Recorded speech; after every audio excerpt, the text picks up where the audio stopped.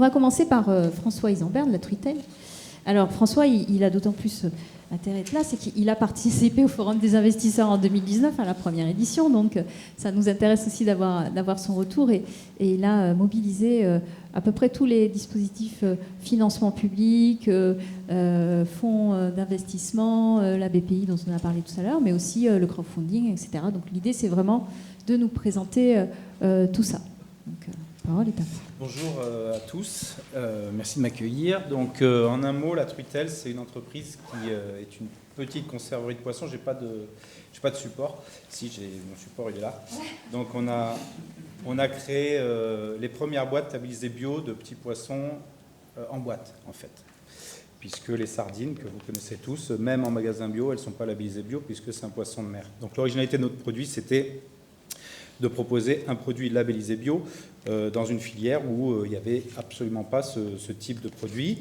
Et donc, on a créé ces deux gammes, une gamme plus axée épicerie fine, gastronomique, et puis une gamme plus grand public, mais toujours en bio, donc plus magasin bio ou rayon bio des supermarchés. Grosso modo, vous présentez ça. Donc, j'ai été pisciculteur pendant une douzaine d'années. Avant, j'étais journaliste dans une vie précédente à Montpellier. Ensuite, j'étais pisciculteur dans les Pyrénées. Et au cours de mon parcours de pisciculteur, j'ai eu l'idée donc de ces produits-là, de mettre autre chose que de la sardine en boîte, de mettre de la truite dans un élevage contrôlé, en bio, pour avoir un impact sur la mer, pour éviter donc de la surpêche, notamment de certaines espèces pélagiques. Et puis aussi dans un engagement solidaire, puisque j'ai souhaité que l'entreprise soit créée avec une labellisation ESS, Économie sociale et solidaire, dès le départ, pour intégrer dans le process de fabrication des gens éloignés de l'emploi. Donc aujourd'hui, les personnes qui mettent en boîte nos poissons sont essentiellement des réfugiés qui ont obtenu l'aide de la France et qu'on s'est malheureusement assez mal occupés. Voilà. Donc, c'est les premières boîtes labellisées bio, je vous ai dit, et donc l'engagement environnemental, gastronomique et social sont les trois piliers de la Truitel. Je vous les fais très rapidement. J'ai participé en 2019 au premier forum bio, pro et bio, ou bio et pro, je ne sais plus dans quel ordre c'est. En tout cas, ça a été pour moi très instructif parce que j'ai rencontré des partenaires ensuite Alors d'abord, les premières présentations, je suis arrivé au milieu, je suis désolé, hein, je n'ai pas vu, mais ça m'avait donné pas mal de tuyaux, donc j'avais bien listé tous les leviers qu'on pouvait essayer d'actionner. Et puis ensuite, j'ai rencontré en tête-à-tête des partenaires avec qui on est allé plus loin. Donc réellement, il y a eu un impact. Donc ceux qui sont là pour ça aujourd'hui, vous pouvez envisager de ne pas perdre votre temps, puisque réellement, je suis ressorti de cette journée avec des contacts que j'ai ensuite mis en place et qui nous ont apporté un réel soutien. Donc je vais vous le dire très rapidement. Donc, premier point, c'était avant ce forum, j'étais soutenu par Transfert LR, qui était c'était l'agence de développement économique du Languedoc-Roussillon, avant que les deux régions fusionnent, et ensuite c'est devenu ADOC. Donc on peut estimer aujourd'hui, j'ai mis ADOC, c'est donc ADOC qui a soutenu en tout premier le projet.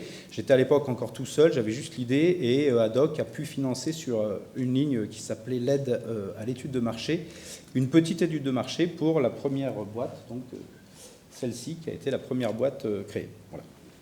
Donc ça a représenté 2000 €. 2017, première marche, je suis encore agriculteur, pisciculteur, tout seul sur ma toute petite exploitation des Pyrénées, et je touche ces 2000 €. On s'était heurté, je le dis tout de suite, comme je vais suivre chronologiquement ce qui s'est passé, on s'est heurté à un problème, c'est que, étant agriculteur, à titre individuel, je n'étais pas considéré comme une entreprise. Donc l'essentiel des dispositifs d'aide aux entreprises m'était refusé à l'époque. Je suppose que c'est toujours plus ou moins pareil. Donc quand on est agriculteur à titre individuel, c'est très compliqué de justifier qu'on est une entreprise et d'avoir droit aux aides dont on vous parle là.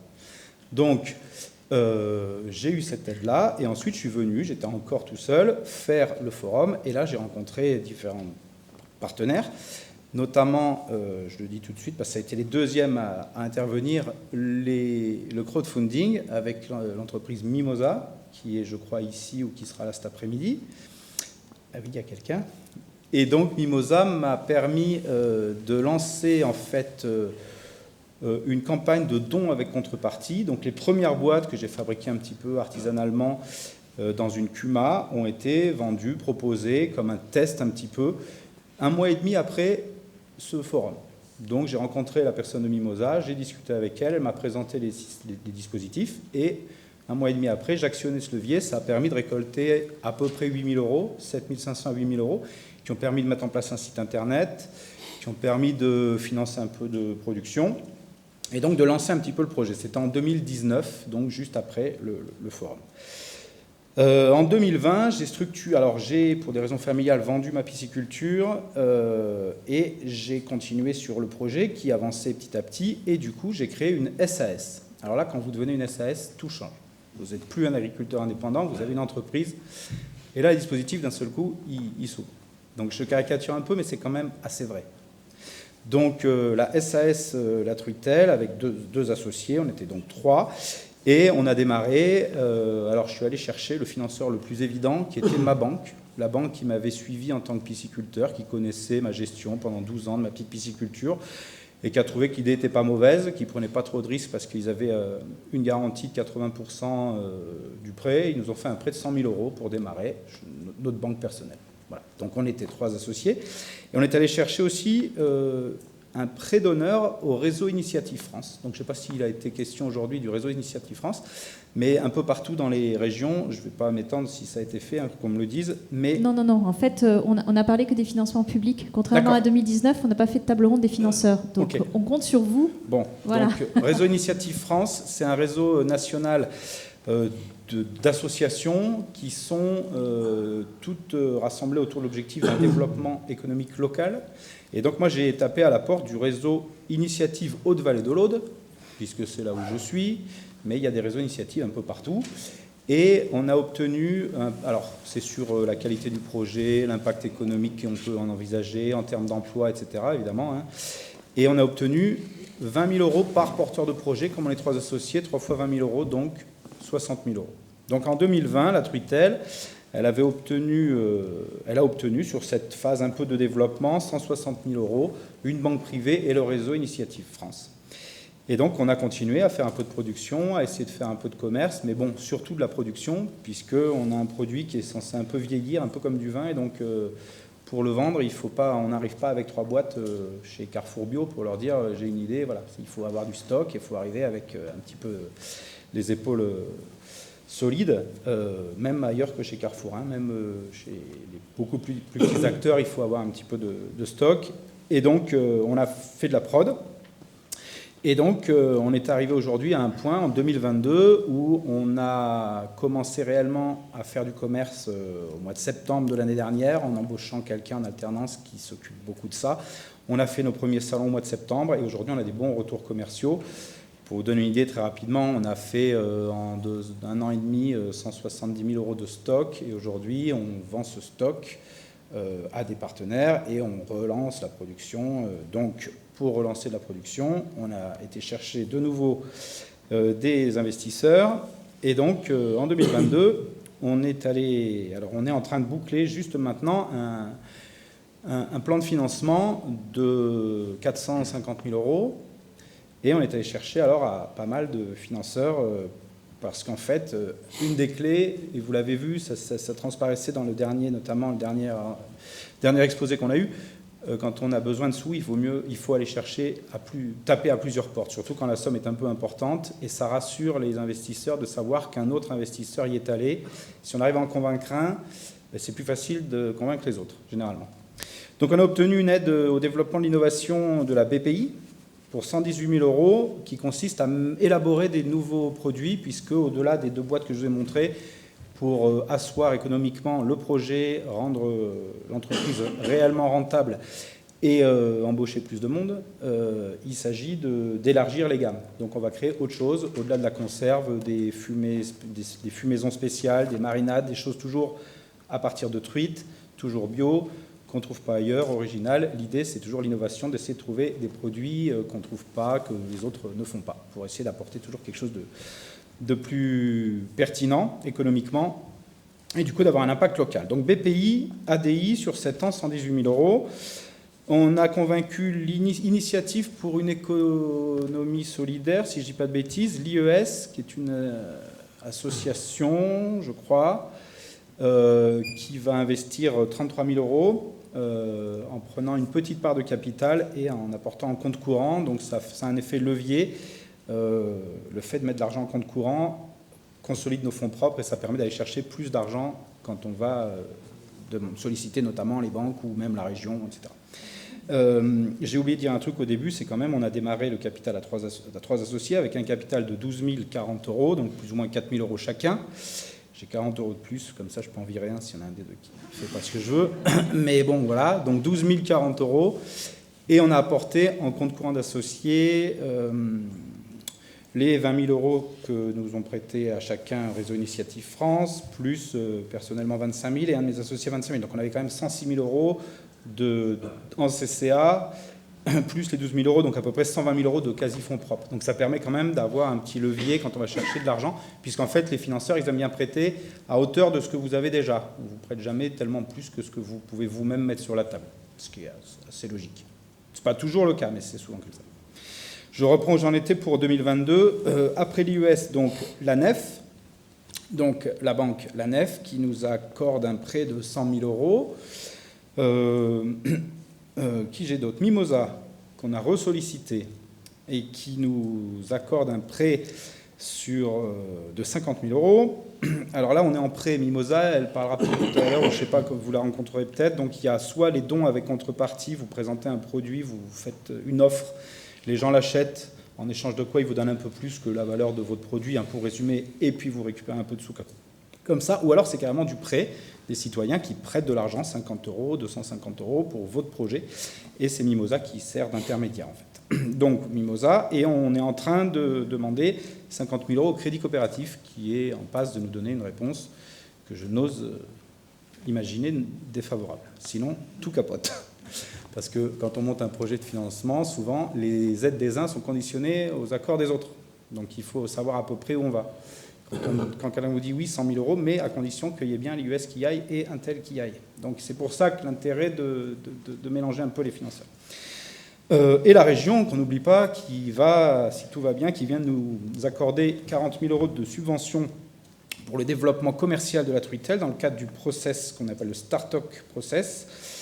On espère 55 000 euros sur une subvention d'investissement, parce que cette somme de 400 000 euros, elle n'est pas là juste pour faire des boîtes, elle est là pour installer en Haute-Vallée de l'Aude un petit laboratoire de transformation, une petite conserverie qui sera la nôtre sur la commune d'Espéraza. C'est entre Quillan et Limoux, pour ceux qui y voient à peu près, et qui va nous permettre de travailler tous les jours avec des réfugiés qu'on puisse embaucher à l'année, et puis d'autres qui viendront quand il y a des gros coups, mais voilà, pour avoir notre petit endroit, notre petite boutique, etc. Je finis très vite, je vous ai fait le plan, voilà. Il se peut, on espère que ça continue de bien évoluer, on a des contacts très avancés. Alors, entre-temps, donc, au début, quand j'ai commencé, j'avais 2 boutiques autour d'ici, autour de l'Aude.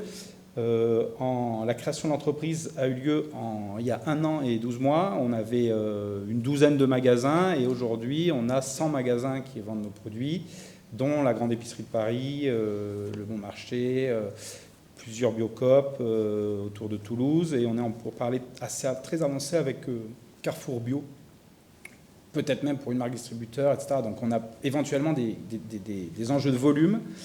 Et aussi, ces enjeux de volume se font jour, il va falloir qu'on relocalise la production et du coup, on referait une levée de fonds à 2 ans, peut-être avec des partenaires plus business angel, du coup, enfin des gens qui viendraient mettre au capital pour avoir un levier plus important. Qu'est-ce que je voulais vous dire ? Principale difficulté que j'ai rencontrée, le statut, je vous l'ai dit tout à l'heure, quand on est entreprise individuelle agricole, c'est beaucoup plus dur que quand on est reconnu comme une société, d'une manière ou d'une autre. L'innovation, c'est un problème. Quand vous faites quelque chose d'innovant ou que vous considérez comme innovant, le faire entendre aux partenaires que c'est innovant, c'est très compliqué, sauf si vous faites des logiciels ou des applications. Enfin, tout le monde veut dire qu'il fait de l'innovation, mais personne ne veut trop la financer ou du moins prendre le risque de l'innovation. Donc c'est très compliqué quand on se heurte à des partenaires financiers d'un produit innovant. Un produit innovant, par définition, il ne se vend pas. Donc avant qu'il se vende, il faut qu'il soit reconnu, qu'on fasse ses preuves. Et donc c'est très compliqué. Par exemple, il y a une entreprise de financement participatif qu'on a contactée aussi, qui s'appelle Tudigo, qui m'a dit au premier contact, au bout de 3 minutes, est-ce que vous êtes rentable? Ça a été la question posée. Donc je lui ai dit, je pense qu'on n'a pas besoin de se parler, puisqu'effectivement, non, je ne suis pas rentable. Si je l'étais, je ne serais même pas en train de discuter avec vous. Mais donc on a ces problèmes avec certains financeurs qui n'ont pour seule la rentabilité. Donc quand on démarre un projet, et qui plus est innovant, la rentabilité, elle ne vient pas la première année, peut-être pas la deuxième, et peut-être pas la troisième. J'en veux pour preuve Deezer ou d'autres choses que vous connaissez tous, qui ne sont toujours pas rentables après 15 ans. Mais c'est pas... Voilà. Donc c'est difficile, effectivement. Donc, petit remède à ça, faire un peu de chiffre d'affaires. Même très peu, mais voilà, nous on a fait 35 000 € de chiffre d'affaires l'année dernière et je vous ai expliqué qu'on a mobilisé plus de 200 000 € en face entre-temps. Donc voilà, bon, l'année prochaine on espère faire 180 ou 200 000 parce que c'est en train de monter, mais il a fallu ce temps de l'amorçage. Qu'est-ce que je vais vous dire d'autre? Les solutions, le prix de l'innovation, je vous l'ai dit, faire du CA même un peu, soigner la commercialisation, montrer qu'on a fait des démarches commerciales, qu'on a des retours. On n'a pas encore vendu, mais on a eu un rendez-vous avec monsieur Untel. Il est intéressé, il fait un petit mail en disant dans l'attente de se revoir. Ça, c'est des choses qui sont... Voilà. Alors l'idéal, c'est quand même la promesse d'achat d'une certaine quantité de marchandises. La lettre d'intention, voilà, avec des chiffres en face. Mais déjà, une lettre d'intention sans chiffres en face, c'est quand même pas mal. Et puis, une dernière solution, je vous l'ai dit au début, c'est quand même de venir à ce type d'événement et de suivre ad hoc OCBio, Interbio Occitanie, l'AREA Occitanie, je ne sais pas si c'est représenté ici.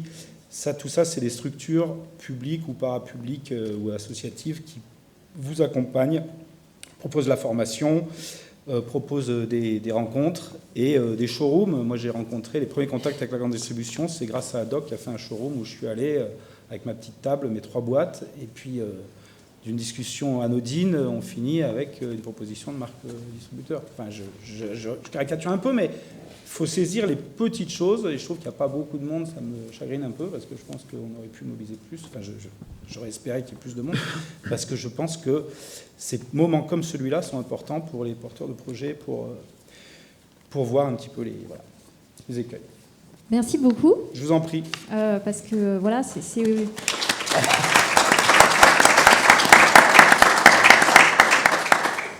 aussi pour ça que ça nous paraissait important aujourd'hui de vous faire témoigner les uns et les autres, parce qu'on sait que rien ne vaut votre expérience. Et quand je parlais tout à l'heure du parcours du combattant, c'est pas forcément un parcours du combattant, mais en tout cas, ça demande de la ténacité. Ça y ressemble un peu quand même. Ouais. Souvent.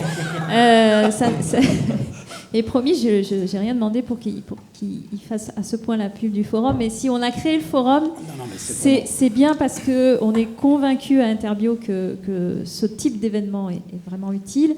Et oui, on est un peu, nous aussi, chagrin qu'il n'y ait pas plus de monde. On l'explique aussi parce que je l'ai dit tout à l'heure, et Julien l'a dit aussi en introduction, le plan de relance, quand même, et tout cette communication autour des financements publics qui ont été relancés a quand même permis de financer beaucoup de projets l'année dernière.